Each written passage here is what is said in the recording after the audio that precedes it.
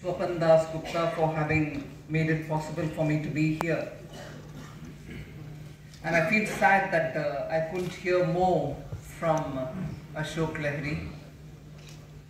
I've always had great value for his comments and talking about East and its contribution to Viksit Bharat. There couldn't have been a better speaker than him. I would have loved to hear him. But thanks for the little opening, and I'm sure there will be opportunities for me to hear you more on this topic. And of course, Tathagata Roy, former governor, I thank him for being here and giving us the strength in the dais. And for this wonderful audience, pardon me, I certainly cannot speak in Bengali, although I enjoy hearing it.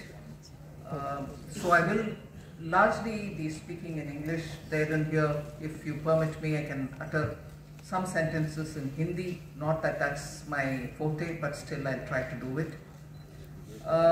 We are talking on Viksit Bharat. We are talking on East India.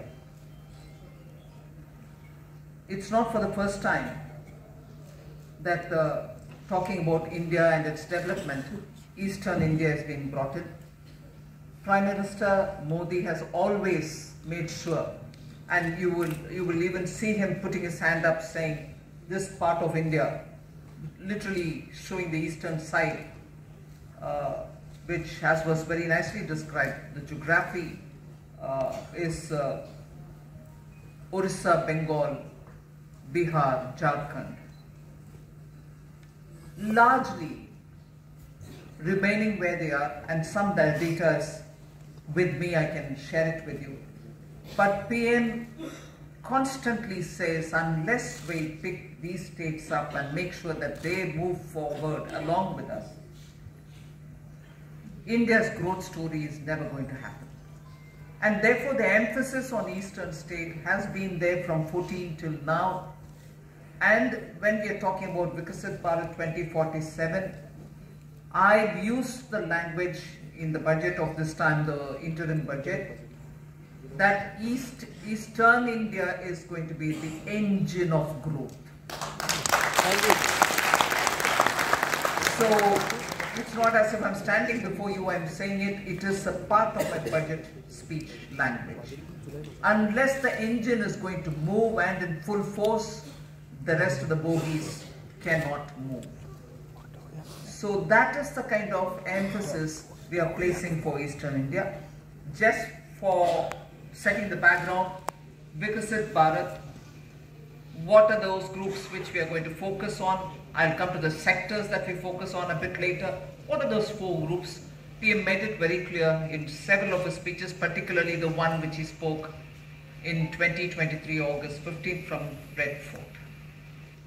In a country where you're constantly referring to a whole lot of other divisionary elements, he said, look, I'm looking at India for development through the eyes of women, through the eyes of the poor, through the eyes of our Jua, as you would say, Yuva. And I'm looking at it from the eyes of Annadatta, the Krishak.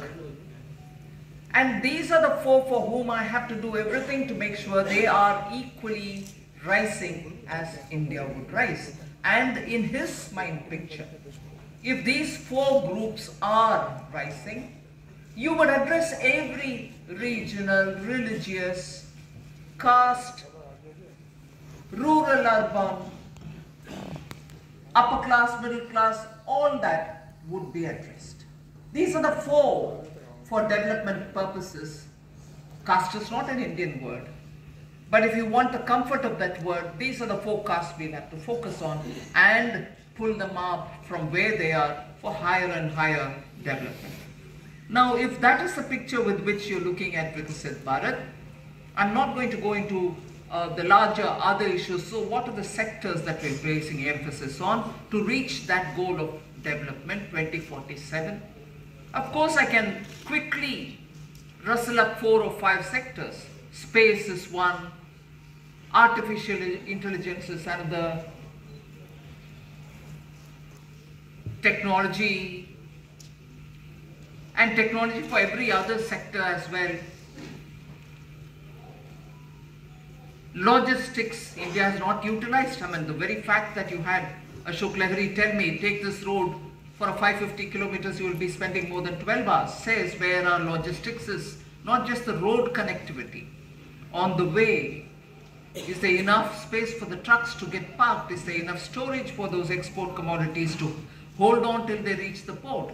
Are there enough connections to communicate? Are your internets working fine?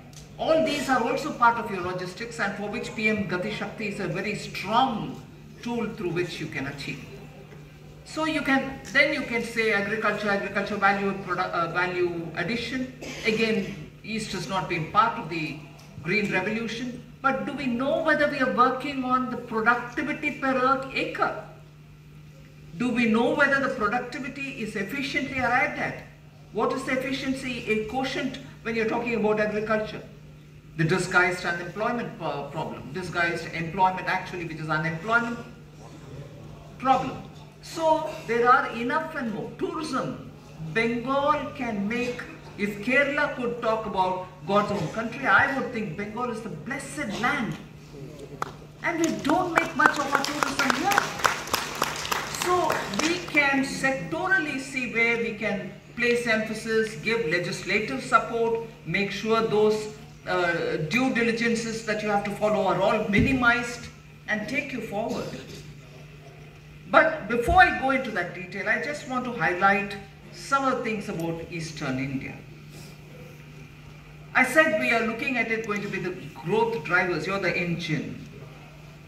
I've also very clearly said that for India as a whole, even some of the best developed states do have within them some blocks or districts which are not adequately developed. And that is why nearly 2016 or 17 Prime Minister came up with a list of aspirational districts. Aspirational was a name given only because the intent was noble. We didn't want to point out saying underdeveloped, not developed, backward. No. Even the name was, you aspire to want to be better, so you're an aspirational district. For me, 112 of them all over the country. I'll start with the sob story from now on. In this, 42 of the 112 aspirational districts, and before I go to the sob story, the 112 aspirational districts, because monthly Prime Minister sits on a video conference mode called Pragati and addresses at the district level with the district officials saying, tell me where you're stopping, tell me where the hindrances are, tell me where you're not able to move forward, tell me why your hospitals are not all right, tell me if your teachers are there, tell me, so on. Directly PM through Pragati talks to these 112 districts in rotation. More than 1/3 of them, 42 of these aspirational districts are, please listen carefully, are in Orissa, Jharkhand and Bihar. You get the story? There was no response which was received from the state of West Bengal, no aspirational district at all. And as a result, the progress which is being made at the district level has not reached Bengal. You denied yourself that kind of a push being given, not at the overall state level, but to the level of the states, districts. So 42 districts of the 112 belong to the East, but there's no district from Bengal which could have been classified as aspirational, and every such fundamental infrastructure which should have been there, a hospital, good school, good teachers, health centers, wellness centers, good, Anganwadis, inoculation, the kind of nutrition related access which people will have to get. None of them reached Bengal. But the progress that these aspirational districts have made is so distinct that the program today is moving from district to the block level. So even within the aspirational district, even as it progresses, Are there some blocks within that district which requires attention? Now PM has started giving attention to them, saying even at the block level, make sure that the parameters are all well done. No, nothing in Bengal, I'm sorry. Now, look at Bengal's handwork and products which can attain global markets. I'm giving you both pluses and the opportunities that exist. 58 items from the 23 districts of Bengal have all been placed under one district, one product program. It is very important because based on this, in not just this budget, midterm budget, but the one which is before, we have given money to every state, saying in your state headquarters or a town that you have where prospects of good tourism is, create an Ekal building, the Unity Mall, in which you can display all the products from all the districts as much as you will display products from other states if you so wish. But make sure because of that your market for these handicraft products or products which are unique to every one of your districts are showcased so that artisans from the districts can benefit. After all, they are the ones who kept up the Indian economy for centuries. Work is not progressing in that scope as well. Now, if I'm looking at Viksit Bharat, which is Purvi Bharat, rural transformation is absolutely important. Agricultural productivity in West Bengal, especially for its primary crop, which is paddy, is much below other paddy producing states. What is the reason? Not enough mechanization, absence of further newer investments, particularly for investments in rural infrastructure, are the main causes. Actually, public investment in the rural areas is not done, the produce never reaches the nearby market. And there starts the sorrow story of many of the products, like Lahiri said, are being sold in many parts of Bengal for far lesser than MSP. So even for MSP to reach, your systems efficiencies will have to be there. Your infrastructure not there, systems efficiency doesn't reach the village areas. Many central government schemes, and when I say rural infrastructure, it should include also farmer-producer organizations, where farmer-producer organizations can make legitimate profits if they knew how to preserve the stock and sell it at a time when the prices are very high or reasonably high. They can make their profit. No, they seem to be selling distressed. As a result, the price that they get is not good enough. Many central government schemes for Krishak, such as the PM Matsya Sampada Yojana, which is very important, I would think, for Bengal. It helps all the fishermen. Freshwater fish. Today you must see in Uttar Pradesh, only 2 days ago when I was there, I met up with the minister. And the ministers were telling me that there used to be a huge Andhra fish which was sold in Uttar Pradesh. No harm, within the country you can have whichever comes to your state. But when you have enough water bodies, you have a river, freshwater fish was possible. Uttar Pradesh made the effort, and today I was told the import from, or the fish from Andhra Pradesh are not as much as before. We have our own fish and our own fishermen, and this I heard from a Nishad, this gentleman, himself a minister. He was telling me, now my own fishermen are producing enough freshwater fish and they are being incentivized by PM Matsya Sampada Yojana, and there is a clear shift towards supporting fishermen. You still want to get fish from Andhra, please do get it, or any other state for that matter. But your own fishermen are surviving and now prospering because the Matsya Sampada Yojana has helped. I hope the fishermen from Bengal also get benefit from it.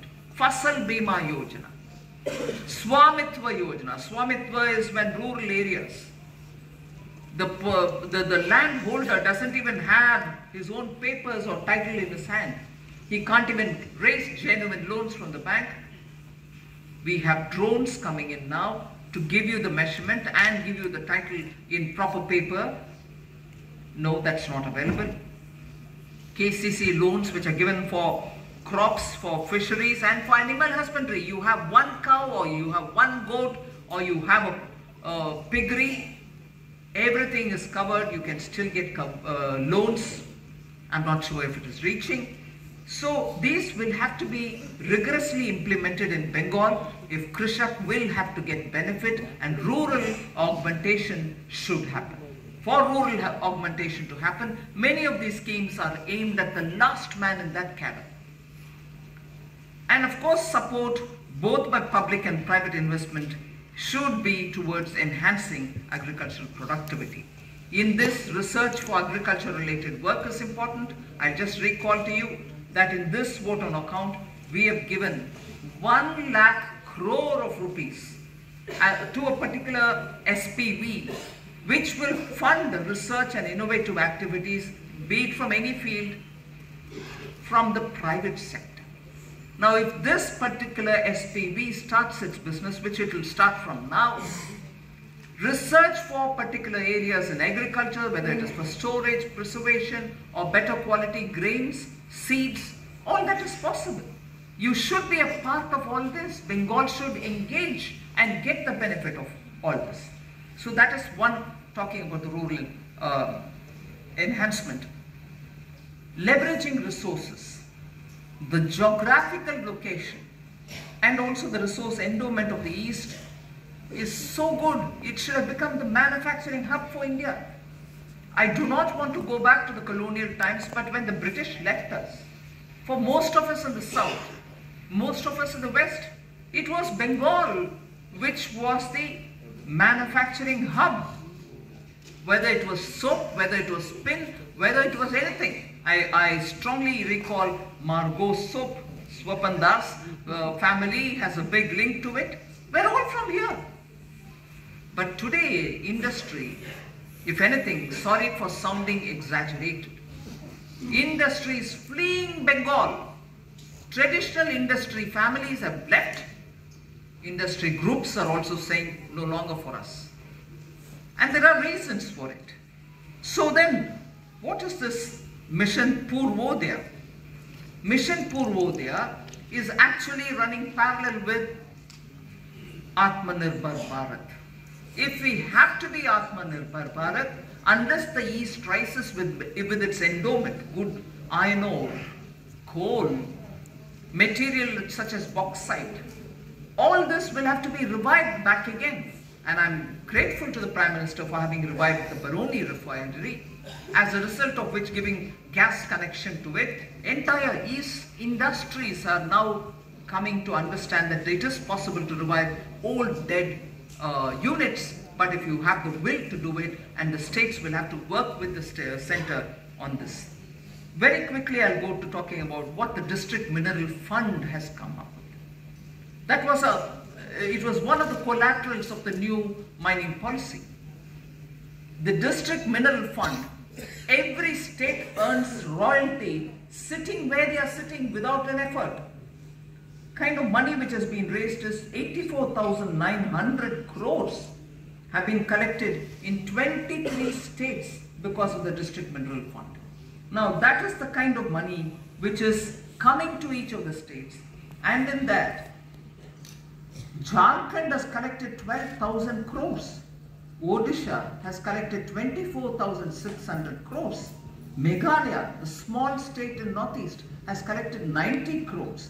And Bengal has collected 150 crores. As a result of the District Mineral Foundation, many projects are getting funded at the district level itself because of the royalty money. More should be done in Bengal for getting more out of the District Mineral Fund, I would think.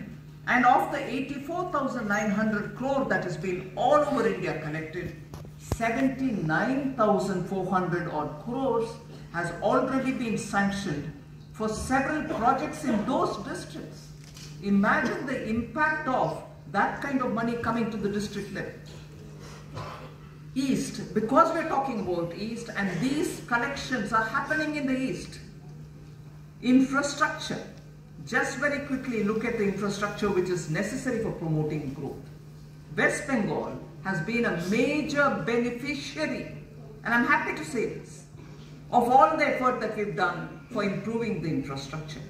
Over the period of 14 to 23, Bengal saw the commissioning of 1,100 kilometers of railway sections, A to B line, Z to K line, L to M line are all now restored, adding to a total of 1,100 kilometers.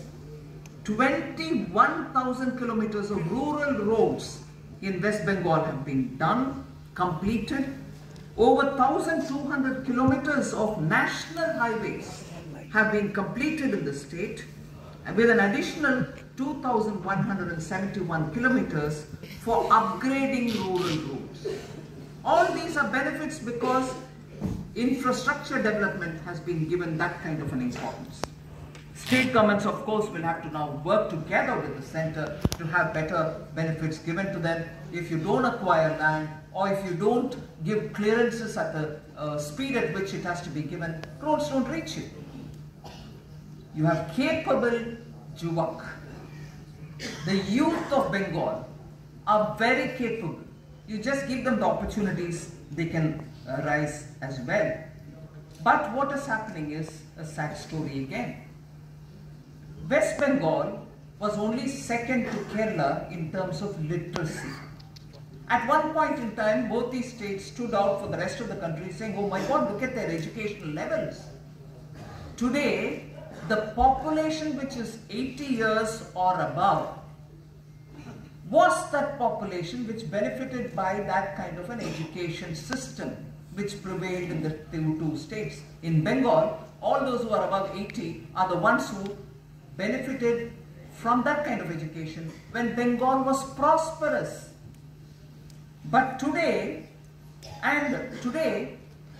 Bengal has fallen behind Gujarat, Maharashtra and Tamil Nadu, that if you take a section of 10 to 14-year-olds, today's 10 to 14-year-olds, their education levels, their literacy levels are far below Tamil Nadu, Gujarat and Maharashtra. Till 2010, West Bengal was a net recipient of migrant laborers. But from 2010 onwards, 1.1 million workers have migrated out of Bengal.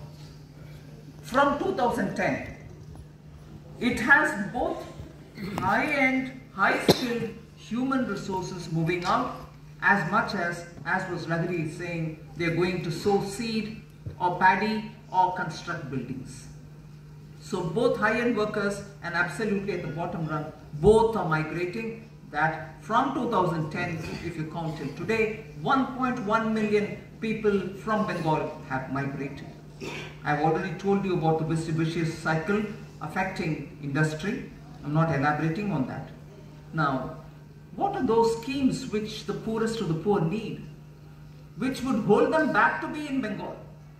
Ayushman Bharat, 5 lakh rupees you can utilize and go to a hospital if somebody in the family is unwell. Without cash, without paper, you can get the benefit. We shall not implement Ayushman Bharat in Bengal. Now, politics has an end to itself. Somewhere you have to draw the line. Are you having politics to deny certain things for yourself, or you're denying the common poor public? You want to give a better system for them? Give them. But why do you deny something which is coming? 5 lakhs is not enough for Bengal poor, you give more. But even that 5 lakh, why do you want to stop? You stopped it. On the other hand, not only Ayushman Bharat card is being given, 5 lakh per year medical treatment for free is being given. But what did happen on 25th February 2024. This year, few days ago, PM Modi dedicated to the country 5 All India Institute of Medical Sciences. 5 aims were dedicated, and one of them was in Kalyani, just about 80 kilometers from here. Politics has not stopped PM Modi from serving the people of Bengal. But you're denying the service which Prime Minister Modi wants to do for the entire country and more so for the East. That's not denying Bengal, it's denying the people of Bengal, the poorest people of Bengal, which is a disservice to the people of Bengal. Bengal's ailing health care. I'll add one more point to it. PM opened up the aims, Kalyani gets one. I come from the south. I belong to Tamil Nadu, I'm married to Andhra Pradesh. Hyderabad has very good medical infrastructure. Tamil Nadu has very good medical infrastructure. I can tell you very clearly. In the small lanes which lead up to these huge big Apollos of the world, Medicity, Apollo, and many more such private hospitals. There was a time, at least 10 years ago, we hadn't seen it. 10, 15 years ago it began. That lane, the usual thing will be when there is a big hospital, you have many pharmacists in that road, pharmacy, medical shops. In the last 15 years, we see boards in Bengali. Boards in Bengali in Hyderabad, boards in Bengali for pharmacy shops near big medical centers. Patients from Bengal go to Hyderabad. Patients from Bengal go to Tamil Nadu, to Chennai for treatment. PM Modi gives you names. Ayushman Bharat is not allowed. So why would patients want to come out of Bengal for treatment elsewhere if only you're providing it all very well here? Neither are you providing, nor are you allowing Prime Minister Modi to do it, but you scream politics every time and deny the people the service which is due to them, which the rest of the country is benefiting from. And you then say, East will have to be helped. East is going to be the engine. East has got to be the one which has got to be developed. They've languished for a long time. Who is not allowing this development to happen in East? We should think for ourselves. Technology, digital public infrastructure, and the rate at which we brought in 5G. The reference was made to direct benefit transfers. Due to lack of opportunities, engineers, software engineers from this region are all forced to migrate and seek job elsewhere. The number of IT parks and associated service centers are not happening. I'll again tell you, if global capacity centers, the GCCs, are the in thing today, and India has nearly, and I'm talking about a year-old statistics, India has about 50% of all the global GCCs in India, and the rest of it, wherever they have, Indian engineers, Indian professionals are going and manning that. I want to ask, how many capability centers, GCCs, have come to Bengal? You have them in Noida, you have them in Hyderabad, you have them in Bengaluru. You have them in some of the tier 2, tier 3 cities elsewhere. Manpower is adequate in Bengal, but people are not coming to invest for obvious reasons. Now, just to highlight economic mismanagement of Bengal, I'm sure Ashok Lahiri can talk about it with greater authority, but I will flag those issues because today is a very good opportunity for me to put it before you. Thinking people of Kolkata, please do take this seriously for yourselves. Have discussions in your circle. Media do write about it. It is for the good of the people of Bengal that I put this.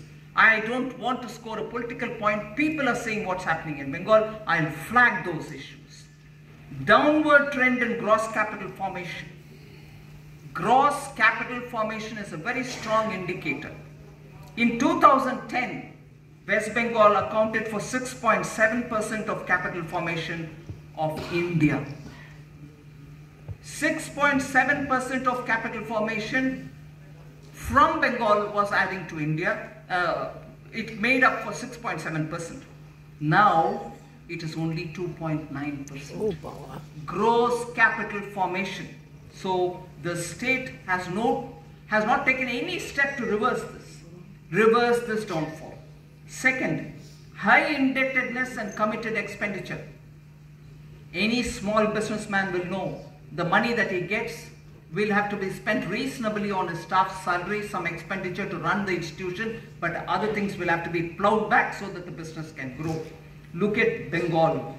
A large part of the revenue goes for servicing debt and for servicing pensions, which means the state government has no fiscal room to implement any scheme that it has promised. Committed expenditure from 2017 to 18 to 21-22, which includes, please look at the categories that I'm saying. These are not healthy criteria. Interest payments, pensions, and administrative expense. I just told you about a small businessman giving salary, giving interest for the loan that he's taken, and also for the expense of running the office itself. If majority of your money goes, with what would you run the business?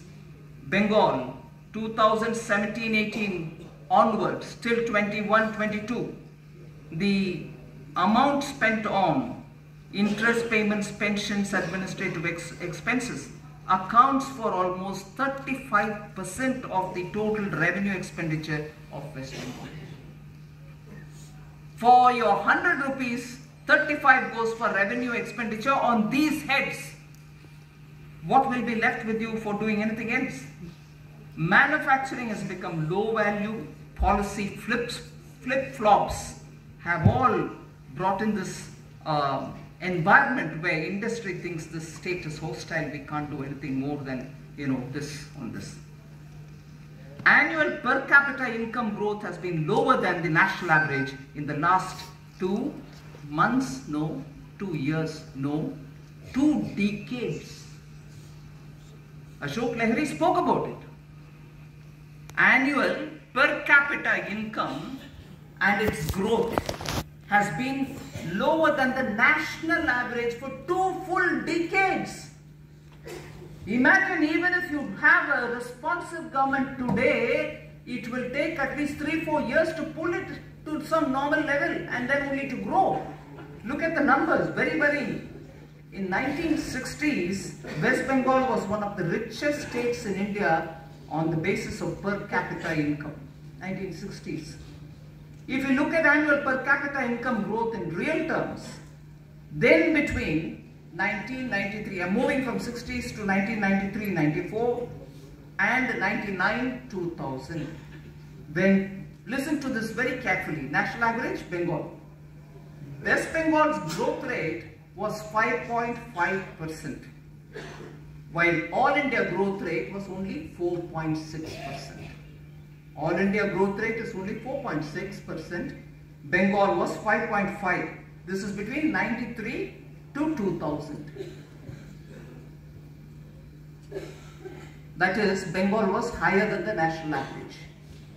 However, during the next decade, from 64 I moved to 93 till 2000. Now I am coming to 2000 to 2010. West Bengal's growth rate fell to 4.9% and the All India average went up to 5.5%. You were higher than the national average. You've gone below it, and that is going below from 2000 to 2010 itself. That's why I said 2 decades now you're suffering from lower growth.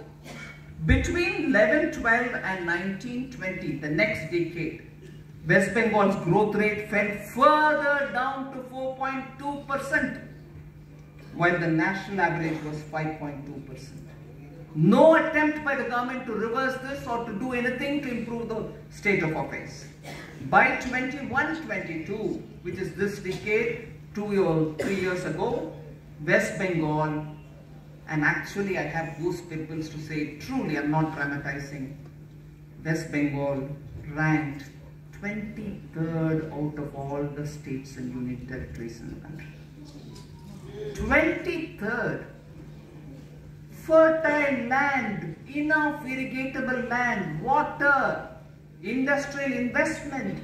1947, you were the prosperous country. Of course, infiltration, refugees, but even after that, you kept it up till about 99. What's become of Bengal? I really feel very sad, but that is backed by data. I'm not making an emotional pitch without numbers. No ease of doing business at all here. Look at this.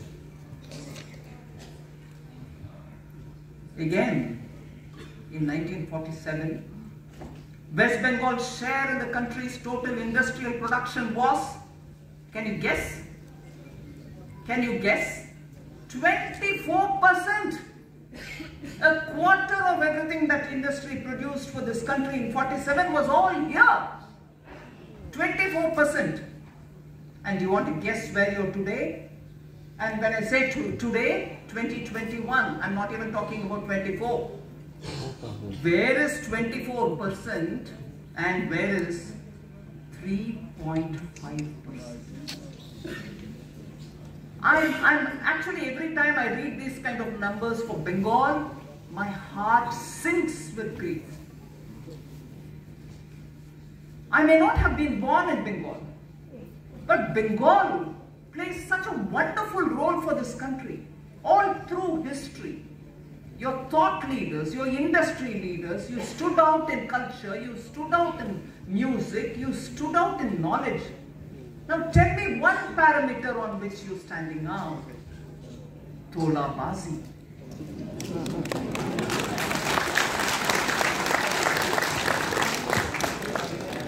I can straight away name 4 industrial groups which have gone out of Bengal. Aditya Birla Group has gone out, Lakshmi Mittal has gone out, Bata has gone out, Dabur has gone out, maybe many more. I'm not taking more of your time. So what are the factors which are driving the industry out? Power shortage, absolutely poor law and order situation, uncontrolled trade unionism. There's no ease of doing it in Bengal. So the nexus of corruption and syndicated crimes is really paralyzing the state. Cut money. Cut money is being taken as sovereign right. And people are sitting and making several phone calls, and there is not one policeman who's got the spine to go and say, you will not do this in the state. And I won't blame the police. After all, they are party cadres, many of them. And some good policemen cannot do individually. I'm not saying all police is bad, but corruption. It's like there are times when in South they say you go to your mama's house, your mother's brother's house. Meaning you go to your mother's house and then speak about the greatness of your mama. Not relevant. You go to your place and you talk about your own place's virtues, you won't. Because it's obvious, everybody knows it.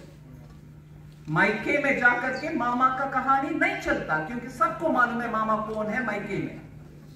मगर बंगाल में आकर के corruption का बात करना वो वैसे ही लग रहा मुझे. आप लोग को पूरे जानकारी है, मैं क्यों इसके ऊपर बात कर रहा हूं. मायके में जाकर के मामा का कहानी, बंगाल में आकर के करप्शन का कहानी सबको मालूम है, मगर मैं बोल रही हूँ.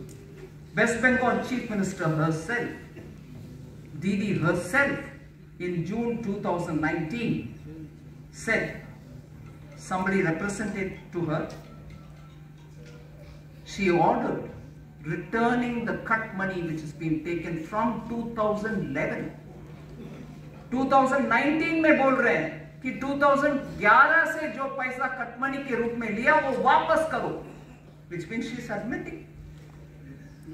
But after that, nothing has happened. 2022 July, Industry and Commerce Minister Partha Chatterjee has been arrested. I have been Industry Minister in the center, and every time I went into my room, one thought which would come into my mind was Dr. Shama Prasad Mukherjee was India's first Industry Minister. As I entered the room, I used to know what a big shoe I have to fill in. And he quit it, saying, I don't approve of Nehru's policies, and got out of the ministry. But here is a minister here in Bengal, industry minister, who's been arrested. October 2023, West Bengal's forest minister is arrested in multi-crore ration distribution scam. For whom do you distribute ration? As they say, Ambani and Adani? No, to common people. And you're denying their rights and taking it away? Midday meal scheme, 2023 April. Joint inspection by officials of the Union and Bengal governments revealed that West Bengal government over-reported. Listen to this, shocking. And a woman chief minister. Can it be so heartless? Over-reported 160 million midday meals. How many? 10, 11, 20, 100? 160 million midday meals are being over-reported. You didn't feed that many number, but you said that's what is being fed. And this comes out not when one party from Delhi sent its team, but both Bengal state government and also the central government team jointly inspect and find out 160 million midday meals have been over-reported. And what is the worth of this over-reporting? 100 crores. And how many months did it take? Between April and September 22. Just between April and September, 100 crore worth of midday meal related scam. Your own people's, poor people's food, you're over-reporting. Okay. Move on then. The problems with centrally sponsored schemes. Normally they're screaming. Parliament, outside, media, everywhere. Manrega money is not being released by Modi. I'll come to the detail there. First of all, Bengal has not implemented Ayushman Bharat. And many other schemes like Manrega, PM Awas Yojana have absolutely no virtues at all. Scandal after scandal. West Bengal's slowest progress in providing tap water. Compare it with the national average. Jal Jeevan Mission. National average 74%. In water-rich Bengal, normally Jal Jeevan Mission suffers when there is no source of water from where you can give the tap water connection. Pipes are laid and everything else, you get scared. You don't know where to get the source from. There's no nadi, there's no river, there's no talab. So you're wondering. Bengal has rich connections, no problem for water, but get it to the tap. National average is 74%, Bengal is 43% only. Manrega, you would have heard a lot of allegations. 25 lakh fake Manrega job cards. आदमी नहीं है, वो demand driven scheme है. जब एक व्यक्ति आता है, I want job, उनके लिए है. 25 लाख फेक आदमी के लिए जॉब कार्ड बनाया गया है. इसको हम पैसा दें ना दें, किसका पैसा? मेरा बाप का पैसा है क्या? ना, टैक्स पेयर का पैसा भैया, नहीं देना चाहिए. मैं कैसे दूं?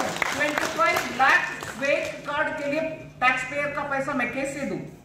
बट इसमें एक और वेरी इंटरेस्टिंग विषय आप समझना चाहिए. Bengal can not tolerate this. Work permits were given to Manregas. That which work you are not supposed to do, वो सब चल रही है काम. Public funds को private property develop करने के लिए Manrega, टी estate में Manrega, जबकि Manrega is not for private property. बस मैं बोल रही हूँ आपको, जहां रिकवरी करना, क्योंकि गलत चला गया पैसा, उनसे रिकवर करो, सही आदमी को दो. रिकवर करना असंभव था. रिकवर कर नहीं पाए. फिर कैसे वो अमाउंट को वापस करना है?